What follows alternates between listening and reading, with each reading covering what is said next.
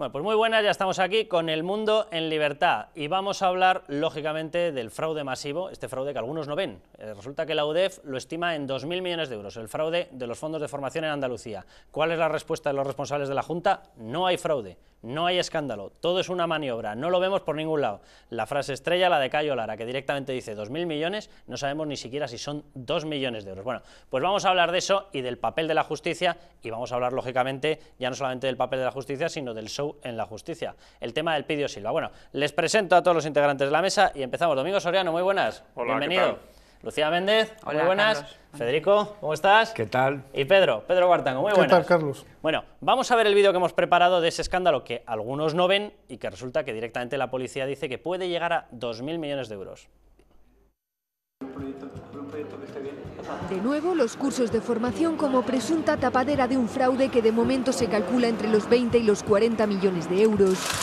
Pero podría llegar a los 2.000 según fuentes de la investigación cuando la lupa, centrada ahora en Málaga, se extienda a otras provincias andaluzas. La Junta de Andalucía niega las irregularidades. Dice que la Seguridad Social solo le ha solicitado información sobre 17 empresas que recibieron 1,5 millones de euros en ayudas. Y además insinúa que con esta filtración se quieren tapar otros casos de corrupción. Tengo dudas de por qué se hace en Semana Santa, con el juez Ruz, no sé, tengo algunas dudas. El PSOE pide que el caso se judicialice. No sé a qué espera Interior, después de habérselo contado a los periódicos, para no contárselo a justicia y que actúe con contundencia y con rapidez.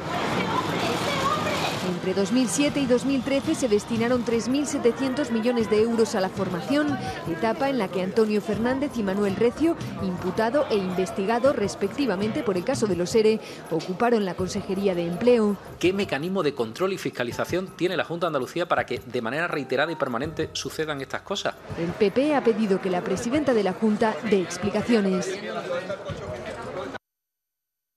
Unos no lo ven, Federico, y otros lo ven y multimillonario. Bueno, aquí hay dos cuestiones, en la cuestión del fraude y el robo, que conviene aclarar. Si la concesión es irregular, y hay que decir que en esto ya hay una larga tradición de concesión a amigos, Paniaguado, gente del sindicato, del partido, adjuntos, intermediarios, Juan Lanzas, Pasar una Vaca, la COE local, etcétera, que siempre ha estado ligada con los sindicatos. Hace como 25 años que venimos oyendo y algunos diciendo que los cursos de formación son el mecanismo de financiación ilegal de los sindicatos y de la patronal, en todos sus ámbitos. Pero claro, en Andalucía, como han cogido costumbre y carrerilla, y como hay más paro que en ningún sitio, y hay mucha más población, pues claro, la capacidad de defraudar es mayor. Si el fraude, es decir, todo el dinero que no se ha concedido según los cánones legales que hay que conceder, con transparencia, concurso o control, etcétera, y saber a quién se le da, asciende a 2.000 millones, yo no sé lo que han podido robar directamente. Modelo Pasar una Vaca, que decía la madre de Juan Lanzas, pero que será mucho dinero sin ninguna duda. A mí lo que más me asombra es la reacción. Primero de Cayo Lara, que es el que está, gracias a Izquierda Unida, está sosteniendo el Partido Socialista en Andalucía. Y luego de Elena Valenciano, que dice, ¿qué pasa? Ya se ha acuñado que es un escándalo. Hombre, no va a ser un acto de virtud cívica. O sea, pero estamos hablando, la misma señora que ha dicho ayer, hace unas horas, que hay que crear una troika social para compensar la troika de la austeridad, está hablando en nombre del solar socialista que le queda al PSOE de casi un 40% de paro. Es decir, que ese fraude obedece a la necesidad de paliar un problema como no ha habido nunca en España. O sea, un 40% de paro, que el paro juvenil en 3 provincias, en Córdoba, en Sevilla y en Jaén, está entre el 80 y el 85%, no ha habido jamás, no lo hay en ningún país de Europa. Y que ante esto, la respuesta, en lugar de tratar de crear una formación profesional o una forma, digamos, de reinsertar a la gente en el trabajo, o sea, decir, esto no pasa nada, esto lo ha filtrado el Ministerio del Interior, el llamado fraude, ya han acuñado la forma a escándalo, pues claro que es un escándalo, pero como no va a ser un escándalo, que viene detrás de los ERE y al lado, y que afecta, insisto, a todo, sindicatos y patronal, son organizaciones que están dedicadas a defraudar. Sindicatos, patronal y el responsable de los controles. Lucía, que tú no compartías que fuese tan multimillonario. No, Carlos, patronal de Madrid. Y patronal de allá. No, patronal, insisto, de Madrid, Ahí que hay está varias investigada empresas, en la sí, CEIM, sí. un alto cargo, Pero si lo puedes acabó en la extender a toda cárcel. España, Bueno, sí. quiero decirte que si hacemos una regla de 3, igual el gobierno del PP de Madrid es responsable también de eso. Yo creo que no. ¿Pero se han eliminado aquí los controles en la concesión? Bueno, lo que te quiero Que decir no. es que si tú acusas a la Junta de Andalucía de ese fraude de los sindicatos y de los cursos de empleo en Madrid, a lo mejor también habría que decir que el gobierno del decía, PP es responsable. en Andalucía, Bueno, que yo no lo voy a decir. ¿vale? Octubre, Que yo no- Pero ya lo ha octubre, dicho. Yo no lo voy a decir. En No, Andalucía- yo lo que digo es en que Andalucía tenemos que aplicar sí se la misma cambia. vara de medir. Ya, pero no, Eso pero es lo que la digo misma yo. vara, o sea, la justicia es aplicar a los iguales lo mismo. Claro. Vale. En Andalucía hay un señor que se llama Griñán que octubre de 2009 saca una norma para que sean concedidos sin los controles previos los fondos de formación. En Madrid no ha habido ese cambio legislativo. Bueno, pero, Claro. pero el fraude... El fraude es la concesión sin control. pero el fraude es el mismo, es decir, ¿el hecho es el mismo o no? El hecho sí. ¿O es más peor que lo hagan El los hecho- sindicatos a que lo No, hagan los perdóname, empresarios? El hecho sí, la complicidad que tú tienes de la autoridad no. Bueno, en todo Claro. caso, más allá de este debate, que es un debate de política barata, por así decirlo, Cara, lo que muy caro no me refiero, digo, de la vara de medir, de las declaraciones de los políticos. Yo creo que lo que hay que hacer es ir al fondo, me ha dicho Federico. Es decir, es verdad que aquí todo el mundo ha dicho durante mucho tiempo que los cursos de formación que son para que la gente consiga un trabajo, no vamos, o sea, no, porque claro, se nos olvida el objetivo con la polémica política, es para que la gente consiga un trabajo y que además rara vez lo consigue, porque según las encuestas, 7 de cada 10 no sirven para nada. No, pero si la además, mayoría de los cursos de formación claro, ni se dan, ¿cómo claro, van a lo que conseguir? digo es que hay que ir al fondo de la cuestión, y en el Claro. fondo de la cuestión la responsabilidad es de mucha gente, del gobierno, por no cambiar el modelo y no cambiar la legislación, porque en La su paz mano social. está. Era tan bonita De la paz muchos, social. de muchos gobiernos. Y Claro, esto- de muchos estos son- gobiernos, llevamos 30 efectivamente. años así. Por supuesto, los sindicatos, que naturalmente que este fraude pues es como, te diría yo, como la gota que colma el vaso ya del desprestigio evidente que sufren. Por supuesto, los empresarios, y son las dos administraciones las que están implicadas, tanto el gobierno como las comunidades autónomas.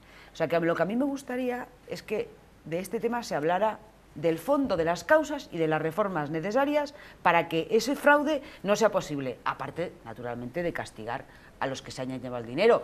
Lo que yo digo, o lo que yo te decía antes, es que no es que se hayan robado y se hayan llevado a su bolsillo 2.000 millones, que es una salvajada.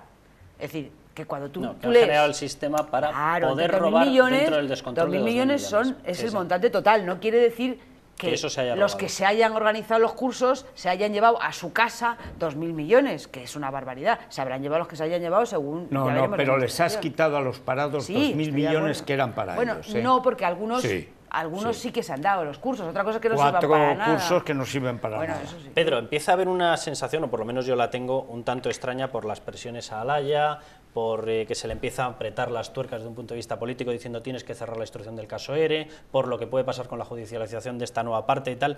¿Podemos estar ante una especie de cambio de cromos político, de suavizar la persecución de estos fraudes en Andalucía para intentar cambiarlo por algo? Yo creo que eso es muy difícil, pero lo que este asunto revela es el grado de descomposición de la democracia en nuestro país. Es un problema tanto de forma como de fondo. La forma es la absoluta falta de controles y la hipocresía de los partidos y de los poderes públicos de haber estado cerrando los ojos durante 20 años a una serie de irregularidades que eran evidentes, y eran evidentes por la absoluta falta de controles. Esa es la forma, y la forma ha producido el fondo. Y me da lo mismo que sean 10, 20 o 50 millones de euros de fraude. Es decir, lo importante es el fraude en sí y la tolerancia que ha existido respecto a eso. Y por otro lado, o sea, aquí, como habéis dicho, no solamente han fallado los sindicatos, los partidos, sino también las instituciones, el gobierno central, los gobiernos autonómicos, etcétera. O sea que este es La justicia, la por fiscalía. supuesto, este es un asunto que, visto transversalmente, nos permite contemplar los estándares políticos de los partidos, de los políticos, que en estos momentos yo creo están a un nivel muy bajo. Y respecto a lo que preguntabas, pues te estoy dando un poco la respuesta. Yo no sé si van a pactar o no, pero en última instancia lo que esto supone es un signo de descomposición del sistema, de putrefacción, y que yo creo que, como decía el otro día Torres Dulce, pues esto efectivamente lo que produce es un gran descrédito de la política y un alejamiento de los ciudadanos de las instituciones. Domingo. Pues yo, desde el punto de vista económico, yo casi el otro día pensaba que hasta me tranquilizaría que hubiera fraude, irónicamente, porque es que si no, el dineral que estamos tirando, o sea, si encima estuviéramos haciéndolas, pero por lo menos si hay fraude, digo, bueno, pues por lo menos que hay un chorizo que se lo está llevando, por eso lo estamos haciendo tan mal, hay una explicación sencilla, vamos a ponerle un remedio, pero es que si no, los 40.000 millones de euros que nos gastamos en políticas de empleo, que la mayoría son para un subsidio del paro, que no sirve para nada, que lo único que hace es muchas veces empujar al parado a que siga parado, a que no busque trabajo, que no le incentiva para nada a lo que debería ser su tarea, que es intentar buscar trabajo y que los parados quieren encontrar un trabajo, pero es que no se les ayuda nada, de un diseño de subsidio horrible. Y luego esos 7 o 8.000 millones que dedicamos a políticas activas, que de esos 8.000 millones, unos 2.000 y pico en el año pasado fueron a formación directamente y otros van a bonificaciones, que ya sabemos que no sirven para nada. Las bonificaciones a las empresas lo único que sirven es para que unas empresas, en vez de contratar a uno, pues contraten a otro, pero que con ese otro se benefician de la bonificación, pero no se crea empleo neto.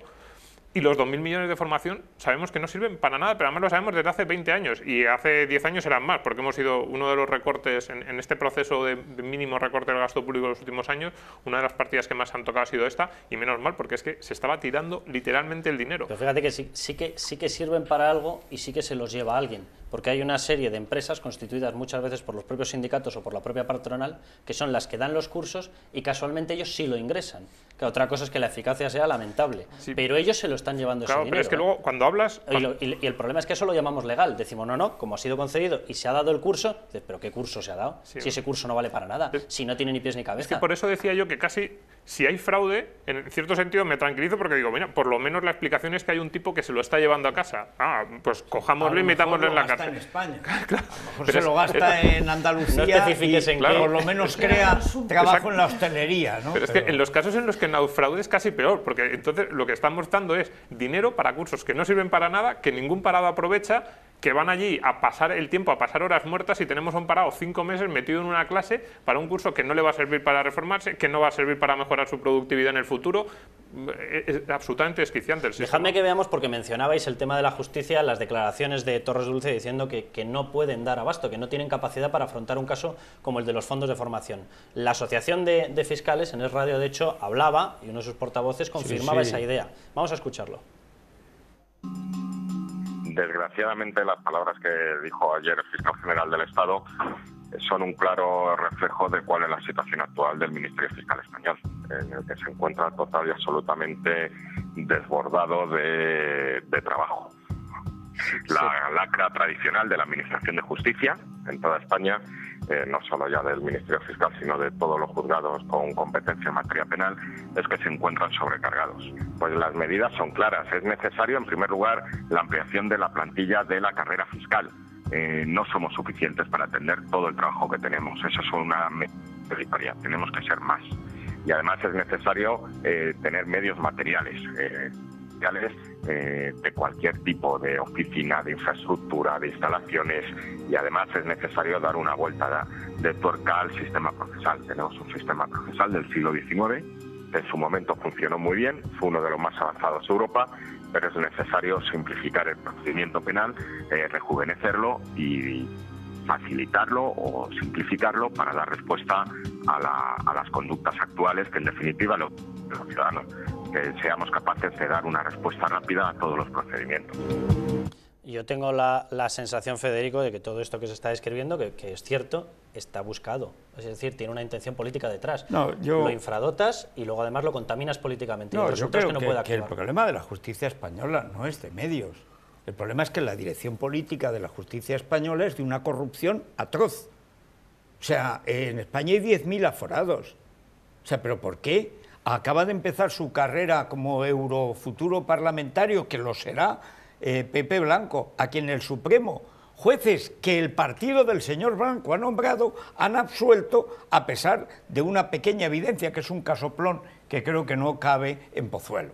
Es decir, tan era el casoplón que no le permitía ver un colegio bilingüe gratuito que tenía enfrente y tenía que llevar a sus criaturas a otro sitio. Es decir, el problema es que con este gobierno de Torres Dulce, es decir, de Rajoy, de Gallardón y de Torres Dulce en la Fiscalía, hemos asistido a la politización ya total y absoluta de los altos órganos de justicia en España. El Supremo, el Constitucional y el Consejo General del Poder Judicial. Pero es que la Fiscalía depende orgánicamente del Ministerio de Justicia. Ministerio de Justicia que llegó al poder y todavía está el primer discurso de Gallardón y el discurso de investidura de Rajoy, diciendo que su prioridad era acabar con la politización, volver a lo que dice la Constitución, que los políticos tengan poca o ninguna parte en la elección de los jueces que les van a juzgar. Que 2 años después de llegar al gobierno, ¿qué hay? Bueno, tenemos un caso tremendo, el caso de la juez Alaya, que toca tangencialmente, podría ser otro caso, pero casualmente toca la corrupción política. Han caído ya 2 presidentes de la Junta de Andalucía que se han largado y ahora tenemos a Susana Díaz de estrella invitada. Bueno, lo que quieren a toda costa está en los últimos 2 semanas, 2 veces la Fiscalía le ha dicho a la juez Alaya que al Supremo. Claro, en el Supremo están los jueces nombrados por los políticos a los que los jueces van a juzgar. Es decir, a mí me parece, con todo el afecto personal, pero de una caradura absoluta por parte de Torres Dulce, cuya Fiscalía se ha caracterizado, por ejemplo, por tratar de quitarle el caso en lo posible, obstaculizar a la juez Alaya, por proteger a Urdangarín y a la infanta Cristina, en el caso Nos, utilizando a Orrac como portavoz contra el juez respaldado. Las actuaciones de Galparsoro en el País Vasco. Bueno, el caso de la Fiscalía en el 11M. Hace año y medio, Libertad Digital descubrió un vagón completo con el boquete de la explosión, que decían que no existía, que los habían desguazado, era mentira. Salió Torres Dulce y dijo, interesantísimo asunto, vamos a investigarlo. Tú puedes decir que eso tendrá más o menos valor químico, tal, no lo sé. No, lo han hecho desaparecer. Hombre, hay una pista. ¿Quién ha escondido esa prueba del delito, nada menos que el foco de explosión del 11M? Nada. Pero es que de estas está haciendo la Fiscalía todos los días, porque orgánicamente depende de esa corrupción al máximo nivel de la justicia que ha perpetrado, que ha redondeado este gobierno. Que dicen que no hay medios. Hombre, ese discurso, Federico, es totalmente compatible con el de la falta de medios. Sí, el fiscal de abajo seguro que no tiene medios. Pero ten por seguro que a Torres Dulce no le faltan medios para obstaculizar. Aquí, a esta casa vienen todos los años 12 magistrados becados por el Consejo General del Poder Judicial, y yo siempre he comido con ellos, he charlado con los fiscales. El fiscal de Sevilla me contaba con que estaba trabajando con un ordenador de saldo y que tenía que llevarse la lámpara desde su propia casa. Es decir, y esto es una realidad en la justicia, lo cual efectivamente es congruente con que la justicia esté politizada. Es decir, pero es que la falta de medios, además, es debida a esa politización. Es que hay relación causa-efecto. Y es que, pero si es que las cifras son muy claras. El presupuesto de justicia, la justicia en los presupuestos generales del Estado es aproximadamente el capítulo 300 millones de euros. Es decir, ayer, me parece que en tu programa, no sé de dónde he ido, que el Estado se ha gastado ya en el saneamiento de la banca, entre avales y subvenciones, 170.000 millones de euros. 170.000 millones. Pero si solo en Caixa Cataluña, en la última recuperación, me parece que son 2.000. O sea, estamos hablando de una caja política dirigida por una casta política, por Narcís Serra en concreto, y ahí no hay ningún control. Estamos en lo de siempre, ¿qué? ¿Robar? Claro. Hombre, sí, defraudar es robar, porque ese dinero tendría que ir aplicado a cosas que son necesarias. Pero yo sobre todo ya hay una cuestión, tú no puedes salir como fiscal general del Estado, Lucía, y decir yo no tengo medios para perseguir los grandes casos. Bueno, pues lo siento mucho, a partir de ese momento sobreentiendo que la única salida que le queda a este señor es dimitir. No puede salir usted y decirnos yo no tengo capacidad para hacer aquello que me han encomendado como gran mandato, pero aquí pienso seguir en el sillón. No lo entiendo. Hombre, a mí la verdad que yo creo que la comparecencia del fiscal general, el contenido de su comparecencia en el Congreso fue bastante interesante. Sí. Bueno, pero porque él es una persona que se sabe expresar muy bien, cosa que, claro, cosa que en el mundo judicial pues no siempre sucede, ¿no? Y entonces yo creo que él habló muy claro, lo que pasa es que el único problema es que él habló de cosas como si él no tuviera nada que ver con eso. Sí. O sea, es como si uno fuera un observador imparcial. O sea, él es un observador y dice los políticos, la corrupción y tal. Bueno, pues no, o un conferenciante o alguien que se dedica a la regeneración política. Pues no, es que él es el fiscal general del Estado. Y entonces la gente tiene derecho a preguntarse, yo solo voy a citar un ejemplo, Federico ha citado el de la Infanta, que es clamoroso, que desde el punto de vista ciudadano, que los ciudadanos cuando le oye, el símbolo de la corrupción, no, hombre, es que cuando oyen decir al fiscal general del Estado que la Infanta no tenía nada que ver con su marido y que no conocía y tal, la gente dirá, bueno, pero usted se cree que me está tomando por idiota, o usted se cree que yo soy tonto, pero yo voy a citar otro caso, que también lo ha apuntado un poco Pedro, el caso de las cajas, el caso de las preferentes. Ahí la Fiscalía, o sea, porque los jueces y porque UPyD ha presentado una denuncia y porque los preferentistas han presentado denuncias, que si no, ahí la Fiscalía ha estado bastante atada, bastante embridada de pies y manos. ¿Por qué? Pues porque los responsables de ese fraude de las cajas, de la quiebra de las cajas que nos ha costado a todos todo ese dineral que dice Pedro, son políticos. Porque estaban puestos en las cajas por políticos. Nos han costado varias veces. Claro, porque entonces... es que hay cajas que las hemos rescatado 3 veces. Perdona, Federico, ha pasado desapercibido y lo apunto porque es que la prensa apenas lo ha tocado. Es que el Gobierno ha aprobado hace 2 días la posibilidad de que la banca capitalice el crédito fiscal que tiene, que son 40.000 millones de euros. ¿Sabes cómo le llaman, Pedro? Activos fiscales diferidos. Claro. Diferidos, o sea, qué bueno. Estamos todos avalando una cosa que se llama activos fiscales diferidos a la banca, de tal manera que tu hija o tu nieta o la mía va a tener que, si la cosa va mal, pagar esto como aval. Sí, justamente es eso. Y eso es lo que ha hecho el Gobierno. ¿Quién pasa a tener una cara presentable gracias a eso, no? Pues la entidad que citaba Federico Gemelo Santos. Pues muy bien. Casualmente, Catalunya Bank pasa de tener una imagen lamentable a tener una imagen medianamente aceptable gracias a eso. Pero déjame que veamos, porque me estabais comentando precisamente el tema de las cajas. Vamos a ver con una de las personas, el Pidio José Silva, que, oye, casualmente se centra en el caso Blesa. Bueno, pues parece que es el único caso que hay de cajas. Bueno, la que ha montado con el asunto de su juicio, porque esto ya se ha invertido, y ya es directamente Blesa el que carga contra él. El espectáculo que se está viendo es absolutamente patético. Ver cómo una persona que sí que controla los resortes de la justicia acaba consiguiendo que se paralice un juicio. Dices, el resto no, este señor sí. Vamos a ver la que ha montado. Señoría, ¿podría usar la palabra? ¿Me podría expresar por qué no, señoría, o esto es un tribunal militar? Señor letrado, señor acusado, le he expresado 50 veces por qué no. No soy letrado, señoría, se lo tengo que decir. Señor acusado, magistrado. Ya sé que me magistrado equivoco, sí soy, señoría. Ya sé que me equivoco. Pero en excedencia. Me llamo letrado. No, pero no debería de volver a llamarme letrado, señoría, porque no lo soy. Bueno, pero yo también lamento... Sí. He dicho que no me ofende. Y no tiene la palabra. ¿Me podría decir por qué, señoría, o no? No, señoría, es una cuestión nueva la abstención y soy un experto en esta materia. Me tiene que dejar hablar.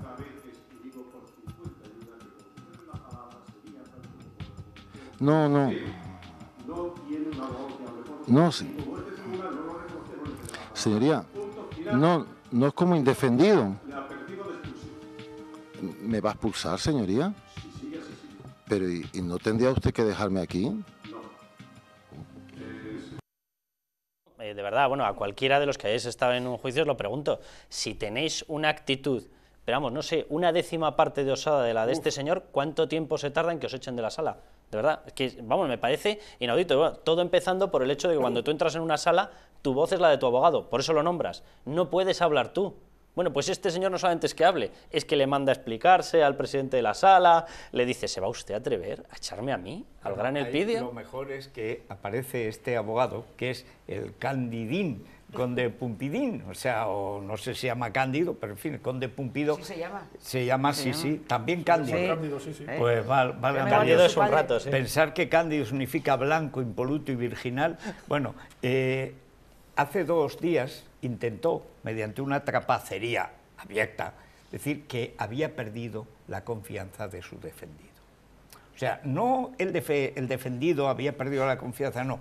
Es que, dice el abogado, es que mi defendido ha perdido su confianza en mí. Dice usted, váyase usted a freír espárragos, hombre. Vale, la acaba de recuperar. Ayer lo dábamos, o sea, ayer, antes de este caso, aparece una señora con esto de las preferentes insultando a Blesa cuando Blesa declara.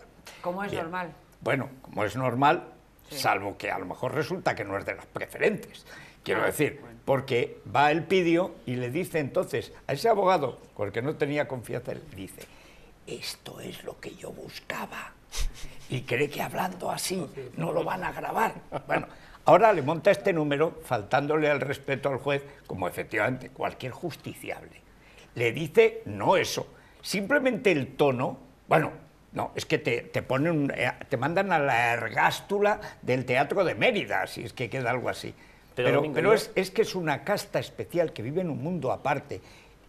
¿Cuántos casos este hombre, Elpidio, que no parece muy en su ser, ha llevado, a cuántos ha condenado, con qué criterio? Este hombre creo que acumula más expedientes que nadie. Sí. Sigue siendo magistrado, porque el Consejo del Poder Judicial, no importa las fechorías que hagas, al final se tapan unos a otros, como se puede ver. Cada domingo si unimos lo de antes, de la Fiscalía diciendo que no tiene medios para perseguir la corrupción, porque todas estas imágenes llegan a los hogares, y en el mismo hogar la misma gente luego ve esta imagen y dicen, esperen, párense ustedes, pero esto de la justicia en España, ¿exactamente qué es? Sí, a mí con el tema del Elpidio Silva hay una cosa que me sorprende y otra que me aterra.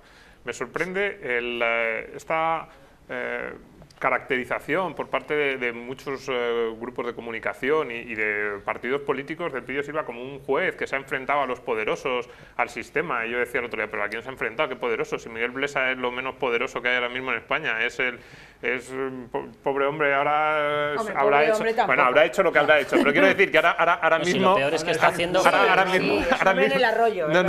O sea, está ahí, nadie quiere aparecer con él. Cuando le metieron en la cárcel, todas las declaraciones fueron que por fin se hacía justicia, con lo cual es lo menos poderoso del mundo, y sin embargo se ha creado una mítica ahí sobre... sobre todo que la campaña electoral que está montando Elpidio Silva está costando que no salga adelante el juicio de Blesa. Que los que hemos puesto dinero para estos rescates, lo que queremos es que los responsables pasen por los tribunales. Pero ahí hay, Carlos, una profunda paradoja difícil de entender. O sea, yo creo que la instrucción que ha hecho este juez del tema de Blesa ha sido infumable.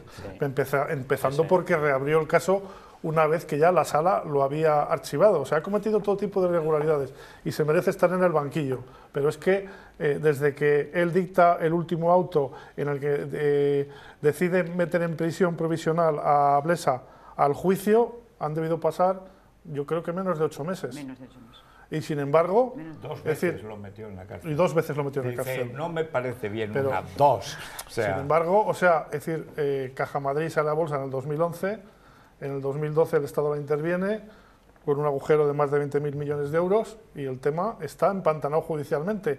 Y Blesa está imputado en diversos sumarios, pero no sabemos cuándo se va a sentar en el banquillo, a lo mejor dentro de 5, de 8, tal vez de 10 años. Entonces, hombre, sorprende que la justicia actúe con tanta celeridad en este caso y con tanta lentitud en el otro, aunque es verdad... Porque no tiene que limpiar sus establos. Sí, o sea... los establos de augías, pero es verdad también que los casos son de diferente complejidad. Yo no quiero hacer demagogia, pero desde luego, o sea, me parece que el tema este de Caja Madrid va a suponer una prueba para la justicia de su capacidad para poder demostrar que realmente es un poder que tutela los derechos de los ciudadanos. Pero si está cobrando por cenar con él, para pagarse. 300 ¿Tú crees euros. Que un magistrado una que cena, presume de ser euros. magistrado en ejercicio por un autógrafo puede cobrar 20 euros. 300 euros si cena con él? Y si va toda la familia y una familia grande... No he especificado si va incluido el postre. 3.000 euros, como pases por su juzgado, estás absuelto. Claro, oye, es que es la técnica de Garzón. Sí, Lucía, querido Emilio,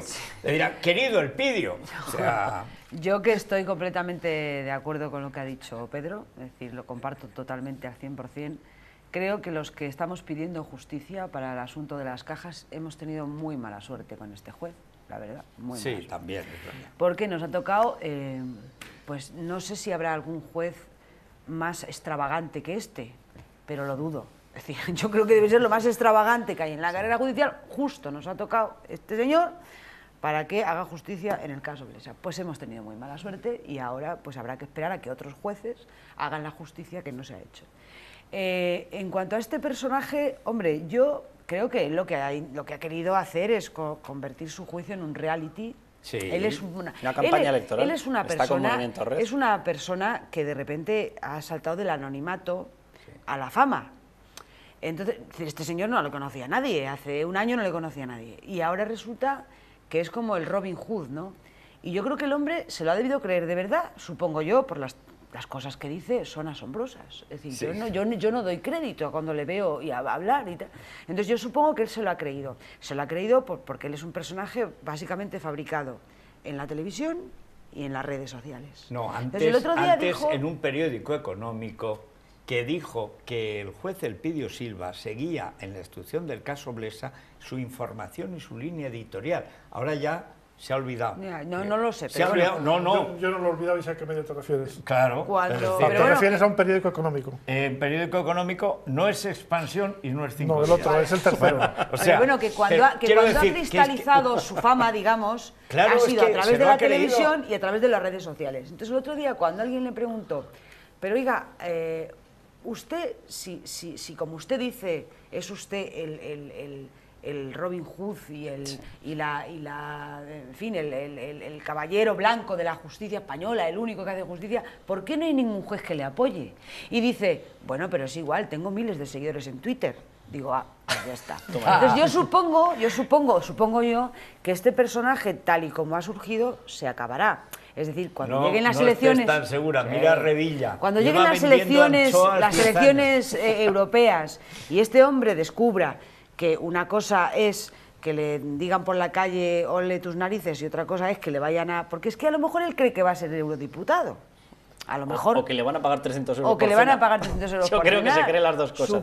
Entiendo que llegará el momento en que este personaje... Lo único que sé es que tú miras las noticias y se ha pagado 1.150 millones por un escándalo, JP Morgan ha pagado 920 millones por otro escándalo, en Estados Unidos la banca norteamericana ha pagado 20.000 millones por los escándalos, en España, con tanto prohombre y tanto Robin Hood... Nada, que no paga nadie, Pero bueno, se nos ha acabado el tiempo. Bueno, la semana que viene volveremos a estar... No, la semana que viene tenemos puente, ¿verdad? Puente. Efectivamente. Con lo cual yo creo que nos lo vamos a tomar descanso y volveremos la siguiente con El Mundo en Libertad. Ya saben, 19:30 en cualquiera de las dos páginas web, o en la del Mundo o en la de Libertad Digitales Radio nos dan y nos ven en abierto. Hasta entonces, ya saben, a levantar España.